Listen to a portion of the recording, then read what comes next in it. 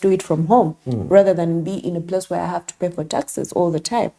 So if URA wants to find a way, they need to find a way that is actually going to be there and they're not going to change it. Because usually they do it and then before you know it, they change it again, which is non-favorable to the people at all.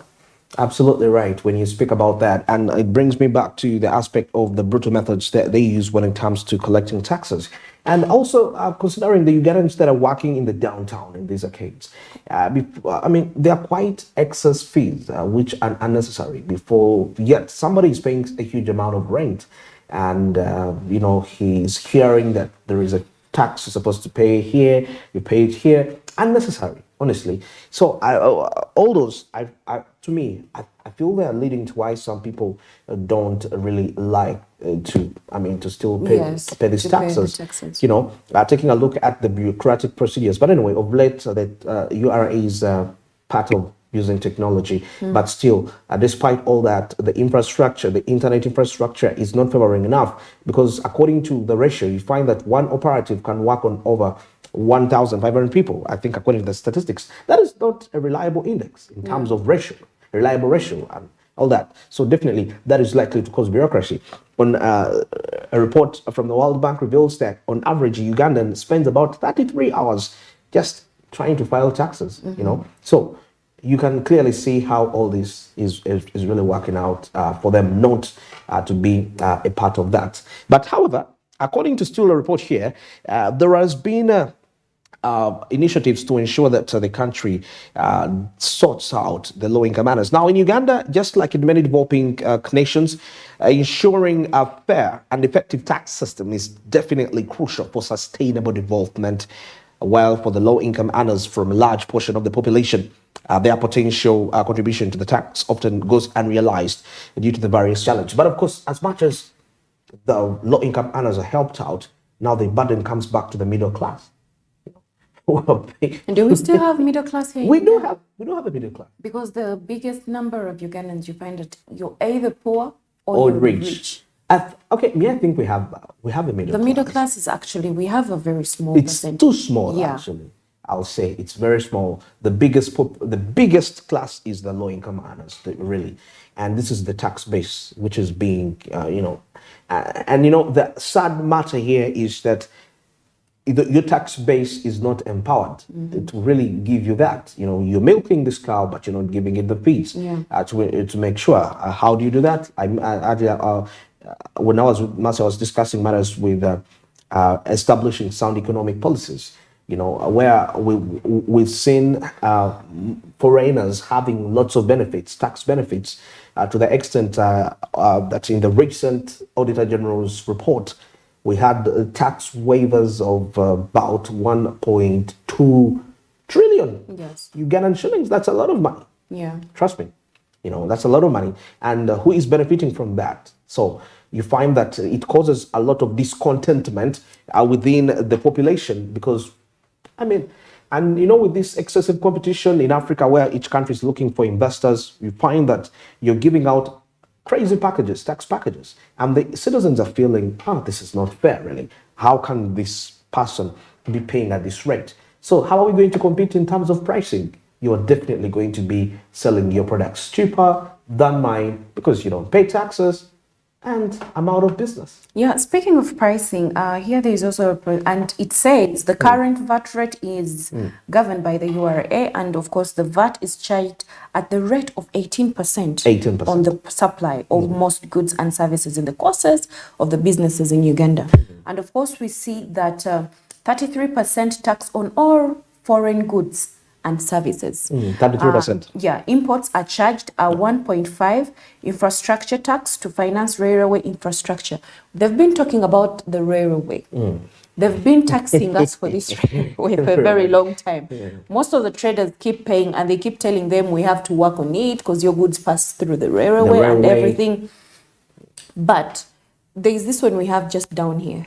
The road was reconstructed and you see it has been cleared. It's not there anymore. So these taxes we are paying for that same thing, where are they going? And now that's the big perspective of the weak administration, which is causing lost trust. I mentioned that 38% of Ugandans don't have trust in government. Yes. That it's using the taxes efficiently. Because if you can take a look at even most of the projects we undertake, I've been seeing in the past weeks in the media lots of, certain places want modern markets and this is a market which is spending about 1.5 billion Ugandan shillings. That's the cheapest. Yeah. Then you ask yourself, okay, are these markets really established? And to make matters very interesting, some of the key projects that help Omuntu Wawansi, it's money donated by different organizations. Recently, I saw something, it was in line with, I can't recall, but it was an youth exchange program. And there was a collection of about some good amount of money to help out a certain local society somewhere. Yes. And there is no government involvement onto this money. So you ask yourself, okay, if you say the taxes are not enough, okay, it is fine. It is understandable. Now, the taxes are not enough to finance, but then there is this extra financing that is coming in from other agencies. Some are NGOs and they're doing all this funding, establishing this. So as government, you're not even using your money. Mm-hmm. So the opportunity you have to collect your money, where are you using it? I mean, those are quite key questions that we need to understand, because at the end of the day, lack of accountability is causing us is making us lose a lot of money. Mm-hmm. Accountability. And if all this is transferred from the leadership positions back down to with the subordinates, I absolutely feel it will be just an entire mess as a result of that. Now, still, if I'm to get to report here of a tax-free threshold, talking about the existing relief measures, currently individuals earning an annual income below 2.8 million annual income, talking about annual income, are exempt from personal income tax. Now, this threshold aims to protect basic necessities and incentivize formal employment within a taxable bracket. Now, this comes in with exemptions and deductions, where we see several exemptions and deductions apply mainly to specific income streams and expenses that is incurred by low-income earners. Now, these include exemptions on agricultural income for small holders, medical expenses, and education costs. But beautiful. It's there. But Ugandans are still burdened with the taxes. Now, that brings me back to the aspect of however much we talk about available resources, but the distribution is a challenge. Now, we're talking about available tax relief, but who is getting the benefits? These tax reliefs are there on paper, fine, but are they really being implemented? That's another key figure. These taxes that are taken from us, it's money that is supposed to help in the schools, the education sector, in hospitals, the roads.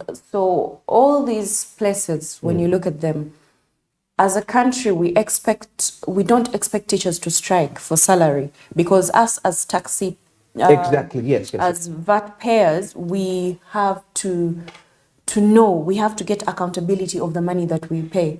Because if the teachers come and they're striking for salary, it doesn't make sense, because we are paying our taxes.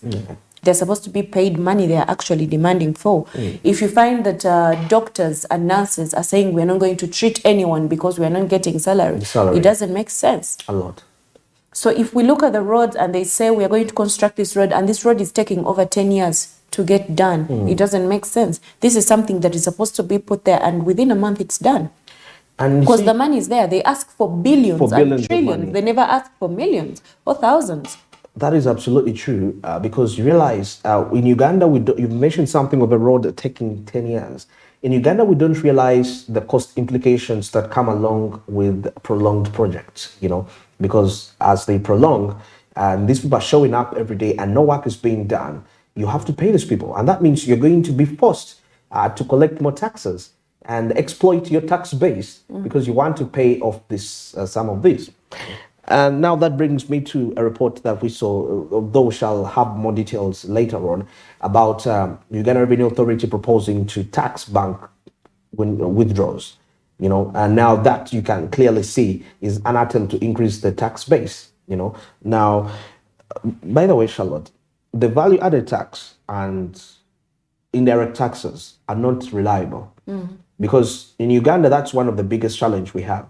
That most of our tax base, most of the taxes are VAT and taxes on imports. That is direct import duty, actually import duties, and we see that these are reliable to global price fluctuations. In a way that they already come expensive. Now you're again taxing it. Now you're making it that way expensive. So you also you have this fear in you as a regulator. You say, then what am I going to do to the citizens? So that kind of is limiting how much our pocket of efficiency, our economic pocket of efficiency when it comes to how much can we actually put in there. That is quite key. All right, now still as we go further here regarding the aspects of easing the tax relief. Now, the effectiveness perspective comes in here when it comes to why we need to ensure that the low-income people are actually catered for, because these people contribute quite a huge. They may not be participating largely into tax because we so clearly, the statistics reveal to you that we lose approximately to 12 trillion annually due to the informal sector. But these people transact. These are the people that come to your shop, Charlotte, and you've bought these good perfumes and they're going to buy them because they have money. For you, probably you are a taxpayer, so the revenues, the 12 trillion is being diverted from them, and they're taking it to businesses which are paying taxes. And they usually sit in the parliament and they are discussing, we need more money, we need more salary. Yet sure. The money they're already being paid, and the budgets they usually give us, they usually steal from the budget money that we actually hear that they're going to use. And then they are still asking for more salary. They are very selfish people. Selfish people. Very selfish. Because they make systems that are responsible for people's survival. They say people that are on top, of course, get more money compared to the subordinates. Why? Because these are the people that are responsible for the survival of the subordinates. So they claim a right that I need to take the big share. But still that comes with a risk that in case of any backfire, you're the one they take. You're the person. It's quite sad, Uganda as a country, because you see, the changes in tax codes influence the decisions people make about business. Because at the end of the day, you determine whether you're going to retire early or you're not going to retire early. How much do you need to save, or how much do you need to spend? Because at the end of the day, the taxes that are actually put, all the implementations that are usually placed in order, you find that this person is going to know, when I start this business, how many workers should I have? How many hours should they work? How much should I pay them? Which kind of space should I get? But at the end of the day, sometimes after you've actually gotten a space, let's say like this one, you pay for the place, and before you know it, the taxes will change. Because the building owner themselves, they keep changing the rent, because they are also taxed. They're building in that place. So you as a person, as a business owner, when you're starting up a business, you have to look at all these things. You say, in a long-term run of 1 year or 2 years, when things change, when the government decides to do this or that, or the building owner, how am I supposed to go about this? So you find that whatever laws the URA puts, they actually affect the business owners more. And most of the Ugandans tend to say, you know what, I'm not going to be an employee. Let me be self-employed. Maybe I'll give my family more time. And guess what? Being a business owner doesn't come with being a boss like people usually think it is. Because you end up working more. It's work. Yes, Trust me, it's a lot of work. And, talking about that, it reminds me of the perspective of the mindset that we have in Uganda, most especially when it comes to taxation. I'll give you an example. In the United States of America, it's mandatory for you to know the Constitution of that country by the time you are at a tender age. And these are not opportunities that are being presented to people. Yesterday we were talking about education, and part of the key initiatives should be educating Ugandans. Why do you need to pay taxes? Because probably if we have the wider tax base, we could see a little bit of positivity, because Uganda Revenue Authority itself has issues in meeting its target for a given quarter, that, and I need to collect this amount of money. Why? Sensitization of just 1 month is not enough. It needs to be a continuous perspective. People should know why taxes. Before you know it, there won't be need to force people to pay taxes, and we shall having quite a huge amount of money, and tax base, which is going to be relevant for economic growth and development. So you mentioned something, if you're starting up a business and all this, because many of our entrepreneurs start up these businesses with ignorance, when they're so ignorant about how the business environment works, from the taxation policy, getting to understand what taxes are they going to be paying, what all these they need to be incorporated into that, whereby the different business personnel are taught on why they need to pay taxes for the economy, but also coming in down to proper evaluation of the taxes that are collected. One of the issues that we have in this country is accountability, evaluation of whatever proposed policy or framework that is out there. And definitely I would entirely agree with any Ugandan that says, I'm not paying these taxes anyway. They have a point, in terms of that. But I would feel this would change the people's attitude towards taxes once there is massive tax education, most especially to the Montua Wansi person. Speaking of Montua Wansi, even in the markets, you see, like Kalere Market, they reconstructed the market. You remember how it used to look? It was very ugly, very bad. Yeah. So they put different shades for everyone to have. But you find that every day these people are either charged 2,000 or 1,000, which they usually call imposer. So for a person who is earning 10,000 per day, if I have to pay 2,000 or 1,000 per day, this is actually not fair at all. They have to pay transport to get back home. They have to eat. And they have to take back bread to the kids at home. They have to pay for school fees. So these are things that need to be looked into, especially when you see Omuntu Wansi, like you said. Because I cannot be earning 10,000 per day when I'm selling my tomatoes or my onions, and then you're asking me to give you 2,000 from the money I'm making. That is quite unfair to the person that is actually and it is earning rent. Very low. They actually pay rent. Usually when they buy the sheds, they stop paying rent, because when you buy it, it is yours. It's now yours. So there is like tax. It's like a tax you pay every month. Let's say you bought it like 250,000. You find that every month you'll be paying like 30 or 25,000. So it is like almost like rent. So at the end of the day, so you have a monthly fee and a daily fee. Yes. Of 2,000. They'll tell you that is the cleaning fee of the market. But for a person who bought this shed, that means it's like I am an owner of this place. That means the area I've bought from, the market is supposed to be having a fee that they have in place, because it's a government market. The government, yes. So the government should be putting people there to clean. Us who are paying the taxes from these other ends, for these people who are in the market, I don't feel they need to pay for the place to be cleaned. Because us who are paying taxes from this side should help these people. To tell the workers that are cleaning. Yes. Okay. Because every morning when you're coming to work, you usually find the ladies on the streets cleaning, and there are so many. Exactly. And I feel like if they place these people also in the markets who are also on the government payroll, whereby you tell us, you people, you need to pay taxes, we'll be like, actually, these taxes are doing something. You find this person selling to you a tomato of 500 shillings at 800 shillings, and you cannot even fight with them, because she'll tell you, you know what? They're compensating for the money. Yes, they have to. The fees. So if this person is squeezed, I am also going to be squeezed, and I am going to squeeze my boss. Okay. Then the boss is going to squeeze the government.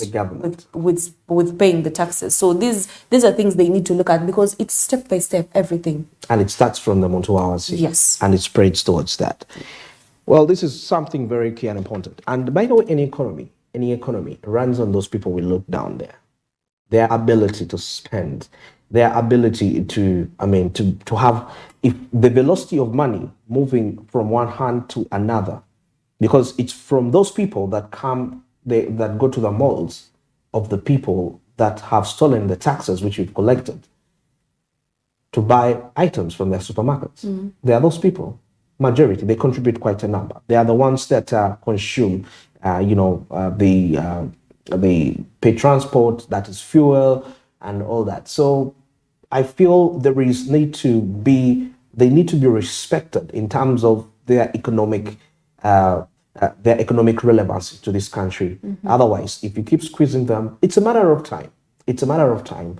It's like a wonder that has burst with past when it's beyond. It's This is why, likely to hit. when you say there's taxes, of course they go to this like we say, the small business owners, the low scale. So you find that this person is a business owner. Of course, with all the stress coming from work, this person will be stressed. And of course, these are the road accidents we see. A person is in the car, but it's like they're not in the car. Not in the car. He's balancing. He's like, so I am going home. They need bread. This child needs to go back to school. I need to parent. Then I need to pay rent at work. Then all these things. You as a business owner, you thought you would actually be relieved a little bit. Yeah, exactly. But because of the pressure to pay the taxes, to pay the rent, to pay what, to pay this, to pay that, you have that stress. That stress alone is not good because you find that stress is coming with so many things. Because they have so many things to pay for, you find that people are getting loans. And this is where the banks are taking people's businesses. So at the end of the day, whatever URA does, it goes around and comes back to the small business owners. The small business owners. And of course, all these things go back to taxes because the taxes that you pay are going to affect the business that you have, the goods that you have, and the people that are buying. So it is the same cycle. And this is something, they really need to look into it because at the end of the day, you said, oh, I'm going to get less stress. You start the business. You started the business and you're saying, oh, I have to pay this, I have to pay that. You end up getting the loan. After getting the loan, the bank is demanding you. Yes, the bank is demanding you. The child needs to go back to school. Oh, the child has gone back to school. Your woman is telling you, oh, I need this. Before you know it, the landlady is calling you. The worker is asking for payment. So that is stress alone. And stress alone goes back to the country. There's a road accident. The road is spoiled. We go back to the taxi payers. Yes, they have to get back the taxes to pay for the road to be repaired again. To be repaired. I mean, it's a whole cycle. And before you know it, we are losing potential laborers, potential people energetic people that would contribute to this country's economic growth and development.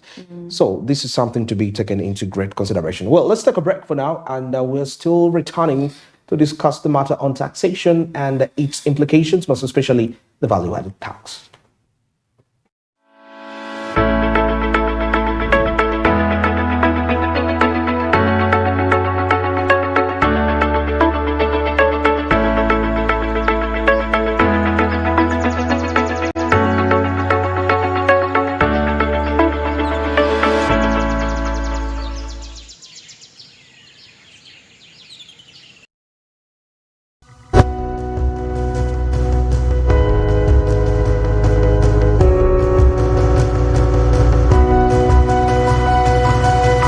Smart 24, driving business. Luxury redefined at Seasand Hotel as you indulge in the splendor of elegant living fit for the royalty that you are. Step into comfort, pampering and blissful customer-centric service as you select from our range of comfy exquisite living quarters furnished to meet with your royal preference. Surrounded by scenic beauty, our tropical setting allows you to escape the glamorous ordeal of city life. Our ambient green gardens will guide you to a place of revitalizing rest. The 3-star restaurant caters to your palate, serving your choice menu ranging from exotic cuisines to local delicacies. Our chefs will serve you full-course meals for a truly out-of-this-world culinary experience. Our fully stocked bar to whet your throat, from renowned global brand whisks, brandies, gins, beers and wines to our locally celebrated beverages, you will not lack for any brewage. It's an all-new experience in the East at Seasand Hotel, so visit today at plot 15 to 19 Spire Road, Ginger, or contact us on +256 751 719 960 and +256 785 354-614 for reservations. Seasand Hotels, luxury redefined.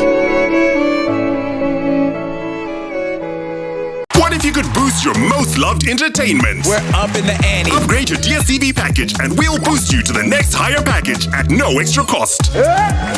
If you're on Access and step up to Family, you get boosted to Compact. You know what I mean. If you're on Family, step up to Compact and we'll boost you to Compact Plus. That's an absolute ripper. And if you're on Compact, step up to Compact Plus, you'll get boosted to Premium. It's gonna be lit. Step up and we'll boost you even higher at no extra charge with DSTV.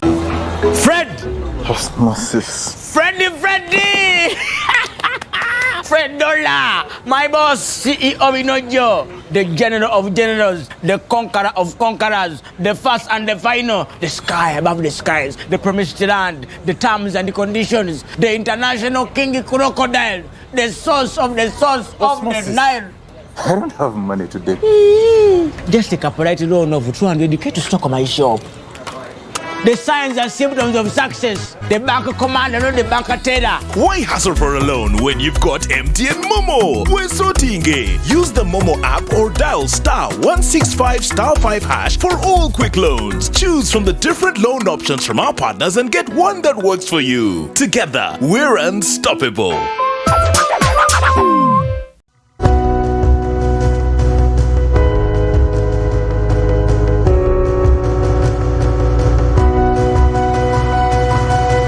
Smart 24, driving business.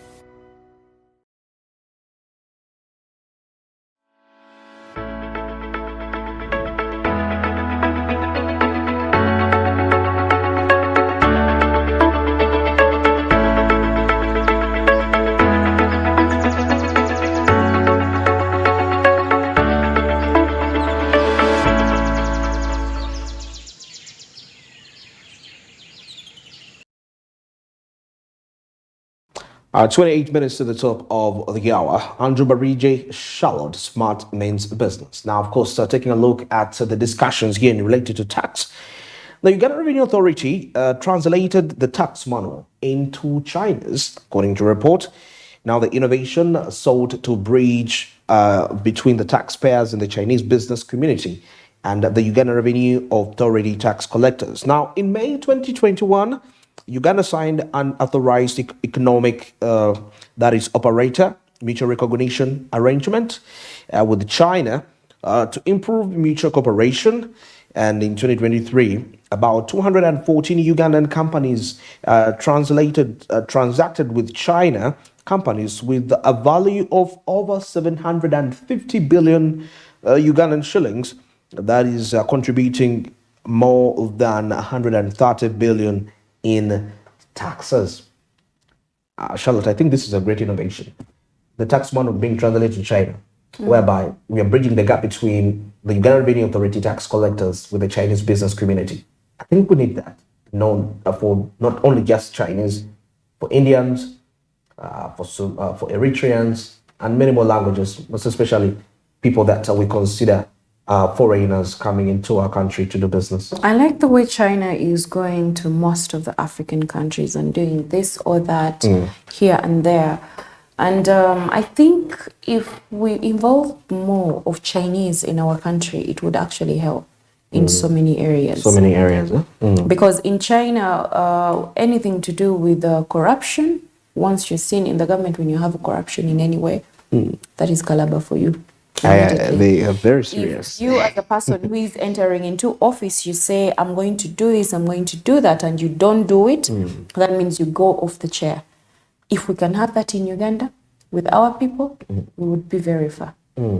Because if you say, I am going into office, I'm going to do ABCDFG, and you come and you're doing XYZ, get off the chair. Let someone who can do it actually come and sit there.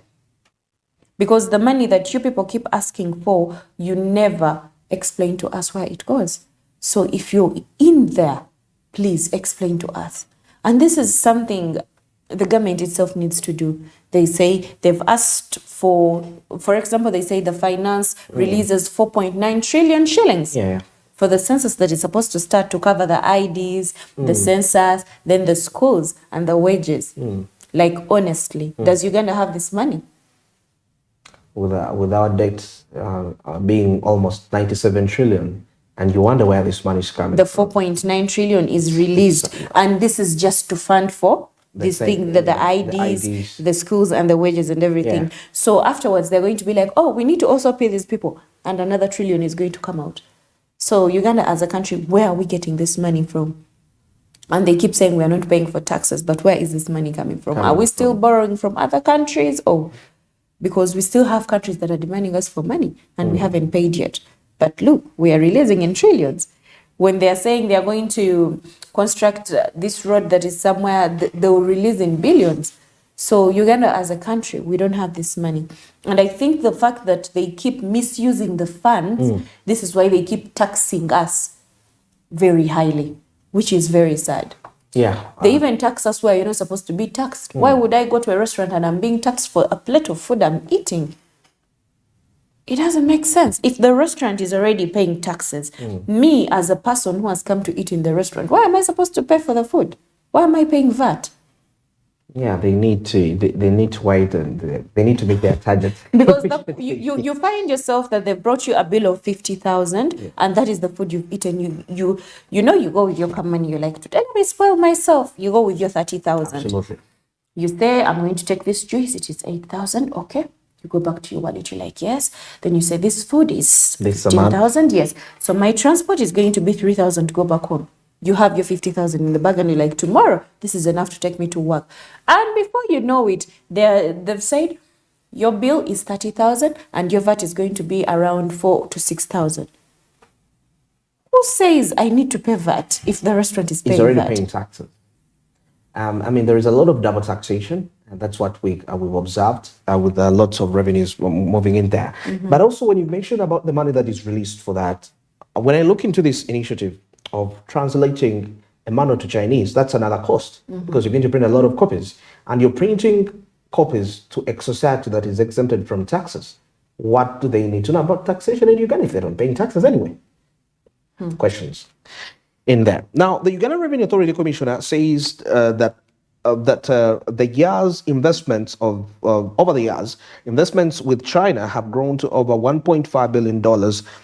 Of course, creating more than 50,000 jobs since 2011. So that is quite a potential perspective. But we feel, or maybe people just don't understand the terms used in taxation. That could also be a solution as to why they need to put it in. Because take a look at the country like the United States, almost. You see, you've been complaining about tax, everything. My goodness. Those people they pay crying. tax. But at least when you see at the end of the day, their money is accountable for. Or maybe it's the reason as why we don't have enough money to run our economy, because we have a limited tax base. And if everything is taxed, we shall start to increase. Our incomes will increase according to the taxes. The issue comes in whereby we are being taxed everything, but our income is not growing. Like somebody says, standards of living are growing much more, are increasing more than the income. Yet it is supposed to be the income increasing according to the standards of living. Yes. But we don't experience that in That is country because Ghana. most of the Ugandans are now landlords. Landlords. The biggest number. You find that people everyone wants buying to be a land, landlord. they want to be a landlord because they know at the end of the day, whether I work, whether I don't, I am going to be paid rent. And guess what? The people that are in these houses, they work in businesses. And at the end of the day, if I'm not making money, you're going to come and ask me for the rent, and I'm not going to have it. The minimum amount of money Ugandans are spending on a two-bedroom house here in Kampala right now, it's 800 to 1 million shillings, 800 in the which city, is a close lot. to the city. How much are people actually earning in offices? It's not a lot of money. It is not a lot of money. Yeah. So you find that a Ugandan is living in debt all the time, which is quite sad. And if you see the unrealistic tax expenditure we have, you find that as Ugandans, if they are taking away your 200,000 from the 1 million you're making, and you end up making 800,000 per month, they need to explain to you this money. Like you had said, they need to do more awareness to people. people are not paying taxes because we actually don't know why we are actually paying these taxes. Paying these taxes. They are not explaining to us. Because I personally, if they take, let's say I am earning 200,000 and they are taking away 20,000 from my 200,000, I need to know, why are you taking my 20,000? I'm the one who wakes up at 5 a.m. in the morning. I'm the one who goes in the boat to work. Exactly. So why are you taking my 20,000 from my 200,000 I'm earning? So if they can do more awareness, at least maybe Ugandans can maybe start paying the taxes like they want them to.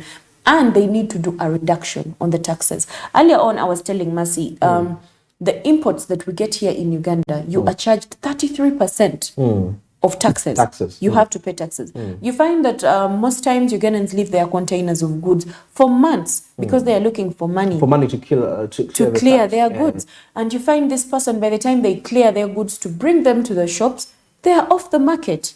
Okay. And this is quite sad. And you find these people in the URS saying, we're not going to release your goods because you've not paid the money. Look at this person. How about you give them a benefit of a doubt? You tell them, okay, take the goods, pay us half the money. When you're done, pay us the other half. But they want you when you bring the goods, because remember, when you're getting these goods, you pay money. You have to pay for transport for the goods to come in the container. Yeah. And afterwards, you have to pay for taxes. Where do they think these Ugandans get money? This is why you find that most of the business owners are really, really stressed, because you have a business, you're bringing in goods, you have to pay for taxes, you have to pay the workers, you have to pay the rent. Lord have mercy, what is this? I think that comes along with some of the disadvantages we have, most especially when it comes to our geographical location. We are a landlocked country. But despite that, there are UN standards that every country has a right to access the port.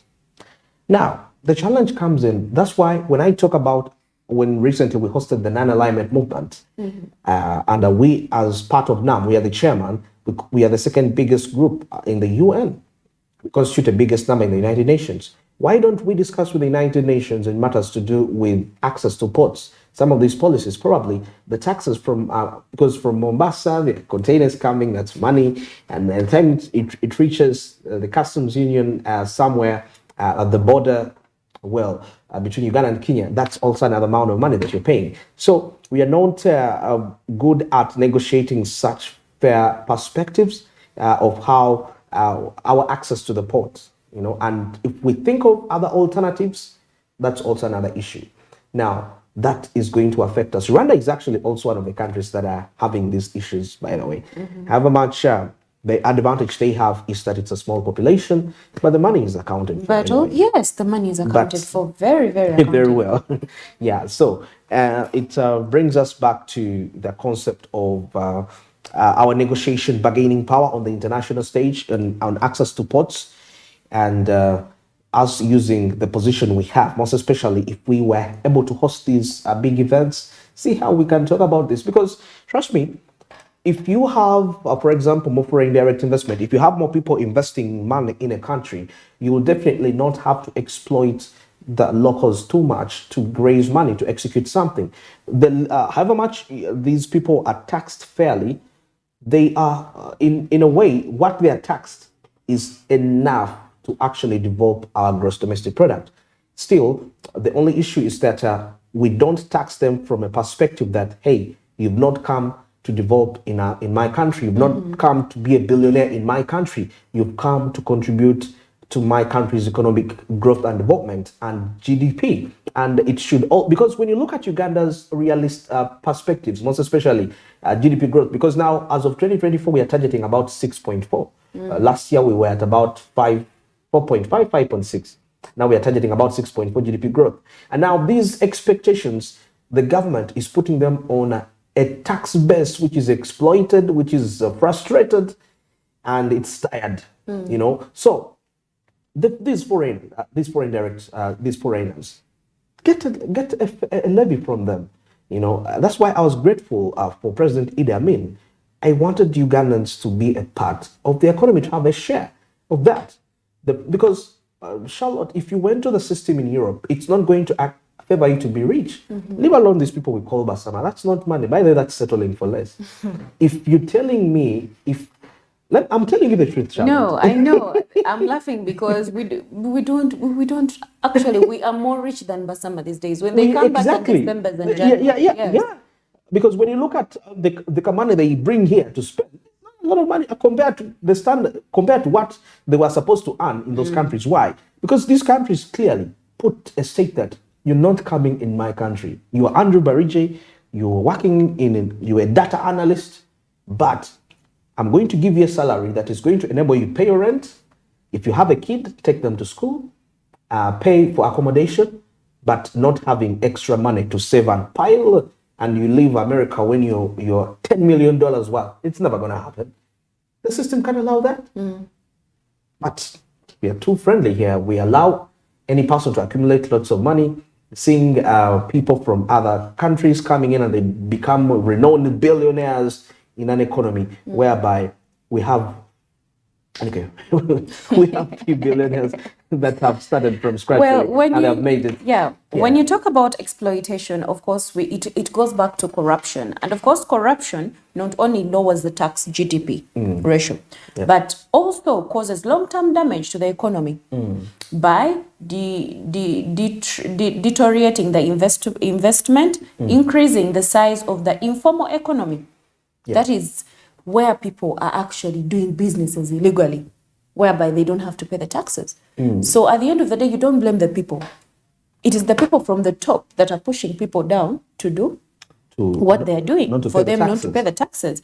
So the distorting tax structures and corroding the tax morality of the taxpayers. So if the taxpayers are not paying, these people of the URA need to sit down and ask themselves, why are Ugandans not paying? Exactly. So at least they can actually get someone to actually go in field and do a survey. To actually talk to the people in a way of a normal person. Let this person live the life of these people down for at least a month and know why people are not paying. Because at the end of the day, if you're charging me 18% from my salary, I'll keep talking about the salary because it still doesn't make sense to me. It doesn't. They are not accounting for my money. That 20,000 they take from my 200,000 doesn't make sense. So at the end of the day, whatever implementation they are putting, they are taking our funds, they're taking our money, and they're not accounting for it at the end of the day. So I wanted to say something. All they're using it for, because one of the greatest successes for this region away from economic growth is peace. And there is a price to keep peace in a country, right?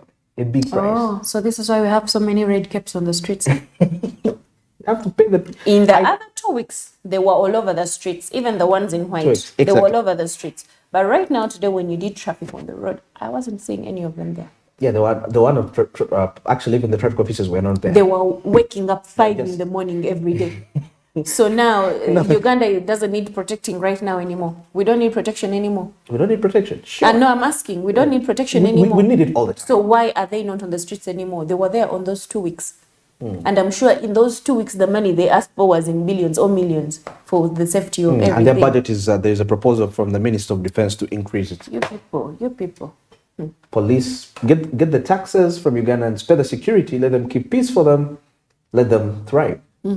It's more like, I've given you a seed and a piece of land. It matters how far you want to invest. Even telecom companies are making us pay. We are paying. Leave alone the OTT we used to pay for. That money they told us was supposed to do something, but it was never done. Yeah, we didn't actually experience any kind of But wait, do you realize, let me tell you something. Do you realize at the time OTT was abolished, we had this company that replaced Uganda Telecom, UETL? Yeah, that's what the money did. It's a state telecommunication company. So then you want to tell me yes, the 200 shillings from the million number of Ugandans here in Uganda. Yes. 200 shillings we used to pay every day, Andrew. It only did what they are showing us that it did. It did only that. It takes a lot of money to establish a telecommunication company. Because we're talking about establishing, because now I believe it's part of the national IT backbone infrastructure. It's expensive to maintain Andrew, this equipment. 200 shillings times 1 million That's about, it's a lot of trillion. for 30 days. 30 days. It's a lot of money. For 2 Anybody out years. there can do the math. I know that my complaint right now is actually valid because that money was quite a lot. Yeah. But maintenance, because some of these services have to Andrew, maintain. you're still defending them. They are making money. They're still making money at the end of the day, even after the telecom company was put there, whatever was put there, the have to structures, pay the the- employees. they have to pay Yes, the they are staff. paying them. But it's working. They're making money. So the money they are making, you know what? Uganda. Uganda is a beautiful country. It's the pearl of Africa. I choose peace. All right, she chooses peace, and that brings us to the end of today's discussion. Of course, we've been major looking into the tax, the value-added tax regime, and how impactful is it to the Ugandans, household income earners, and most especially coming in down to the small and intermediary enterprises. And we've observed that there is quite a huge gap when it comes to informing Ugandans the need as to why they need to pay taxes vis-a-vis what actually our taxes we pay, what are they used for. I've been Andrew Barija this morning with the Charlotte having this discussion, and we're signing out for now. I want to say go be productive. I never changed my mind. Go be productive Stay and blessed stay at the end of blessed. the day. Yeah, it's important to stay blessed. Maybe you can add more quote to them, a more quote of inspiration to them. Of course, even if the URA is not creating the awareness for paying the taxes and everything, Ugandans, let's pay taxes. At least you heard him. He said the 200 shillings we were paying did something. So let's pay our taxes. And I'm also thinking transferring a tax manual to a foreign language to a country of people that have nothing to do with taxes in this country. What is that really for? Because there is a huge cost at the end of the day. Well, So also another thing you didn't look at. So you see the imported goods, for example, when you look, let's say, at the tobacco that is brought into the country, every 1,000 sticks that is imported, they pay 60,000. And then the 60,000. ones that are made in Uganda, they pay 50,000 every 1,000 sticks. Are you seeing the money? First repeat the paradox. You say 60,000? Imported cigarettes, Okay. 1,000 sticks, 1,000 sticks. 65,000 Okay. for the taxes. And then the ones that are made in Uganda, you pay 50,000. For 1,000 sticks. Isn't that a lot of money? Okay. But See? there is a reduction of just 15,000. 65, 50,000. Well, it's still a lot It is of still money. less money. It is a lot of money to me. That. Okay. All right. Still tomorrow. Good morning.